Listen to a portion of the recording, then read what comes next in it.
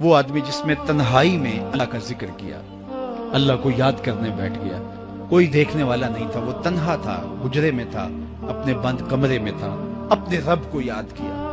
اللہ کی یاد کرتے کرتے اس کی آنکھوں سے آنسو ٹپکنے لگے، اس کی آنکھیں آنسوؤں کا خراج دینے لگی۔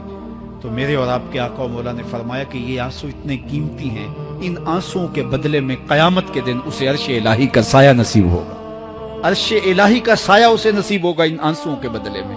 رومی علیہ رحمہ فرماتے ہیں جہاں پانی گرتا ہے وہاں سبزہ اگتا ہے، جہاں آنسو گرتے ہیں وہاں رحمت اترتی ہے۔ تو اس لیے جو اللہ کی یاد میں رونے کا لطف ہے اور اللہ کی یاد میں آنسو بہانے کا اجر اور صلہ رکھا گیا ہے، یہ گناہوں کو دھو ڈالتا ہے، یہ اندر کی صفائی اور ستھرائی کا سبب اور ذریعہ ہے۔ میرے اور آپ کے آقا و مولا نے فرمایا راتوں کی تنہائیوں میں اٹھ کے قرآن پڑھا کرو اور قرآن پڑھتے ہوئے رویا کرو۔ پھر فرمایا فَإِلَّمْ تَبْكُوا فَتَبَاكُوا، اگر رونا نہ آئے تو رونے کی کوشش کیا کرو۔ حضرت داتا گنج بخش علی حجویری سے ایک مرید نے کہا حضرت اگر رونے کی کوشش کریں پھر بھی رونا نہ آئے، فرمایا پھر اپنے مقدر پہ رویا کرو۔ تم اتنے سنگ دل ہو گئے ہو کہ تمہاری آنکھیں آنسوں کا خراج نہیں دیتی۔ جو رونا نہیں جانتا وہ اللہ کی رحمتوں کو اور اللہ کی کرم نوازیوں کو کیسے سمیٹ پائے گا؟ بچہ روتا ہے تو ماں دودھ دیتی ہے، جب بندہ اللہ کی حضور الہاؤ زاری کرتا ہے، عجز کرتا ہے، انکساری کرتا ہے تو اللہ کی رحمتوں کو جوش آتا ہے اور اللہ تعالیٰ کی رحمتیں اس پہ برستی ہیں۔ جوانوں میں آپ سے مخاطب ہوں، اللہ کو بوڑھے کی توبہ بھی پسند ہے، اللہ کو ہر ایک شخص کی توبہ پسند ہے، لیکن یہ بات ذہن میں رکھو کہ میرے اللہ کو جوان کی توبہ بہت زیادہ پسند ہے۔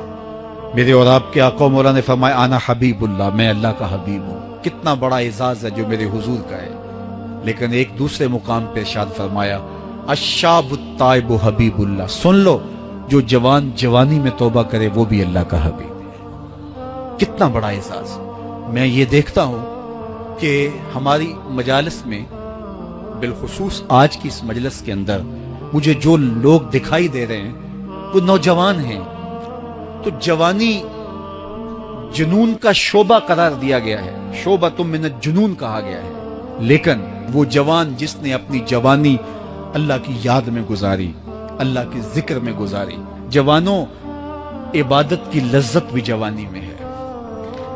اگرچہ جوانی مستانی ہوتی ہے، ذرا اس مستانی جوانی کو تہجد کے مصلے پہ لا کے دیکھو، کیا مستی چڑھتی ہے سجدوں کے اندر، کیا لطف ہے قیام کے اندر، کیا سکون ہے رکوع کے اندر۔ اس جوانی کو مالک کی چوکھٹ پہ لاؤ، پھر دیکھنا کہ یہ جوانی کتنی لذت آفری ہوتی ہے، اور پھر اس جوانی کے بدلے میں اللہ تعالیٰ تمہیں کیا کیا عطا فرماتا ہے۔ وَرَجُلٌ قَلْبُهُ مُعَلَّقٌ بِالْمَسَاجِدِ، وہ آدمی جس کا دل مسجد کے ساتھ وابستہ ہوتا ہے، اللہ کے گھر کی تعمیر، اللہ کے گھر کی تزئین، اللہ کے گھر کی صفائی ستھرائی، اللہ کے گھر کی آباد کاری، اللہ کے گھر کی حاضری، یہ اس کی زندگی کا مشغلہ ہے۔ مسجد کے ساتھ وابستہ ہے، اس کو جنون ہے اللہ کا گھر خوبصورت ہو، اس کو جنون ہے اللہ کے گھر میں رونق ہو، اس کو جنون ہے کہ اللہ کے گھر میں صفائی ستھرائی ہو، پاکیزگی ہو، لوگوں کا آنا ہو اور لوگوں کا مسجد سے ربط ہو، اور مسجد کی حفاظت اس نے اپنے ذمے لی ہوئی ہے، مسجد کے کام وہ غلاموں کی طرح کرتا ہے۔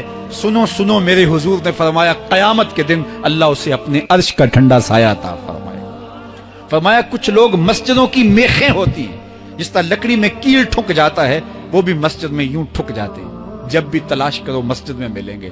فرمایا جب وہ بیمار پڑ جاتے ہیں اللہ کے فرشتے ان کے گھر میں حال پوچھنے جاتے ہیں۔ یارو، جوانی کے ایام میں مسجدوں کے ساتھ اپنے آپ کو وابستہ کرو، مسجدوں کی صفائی بھی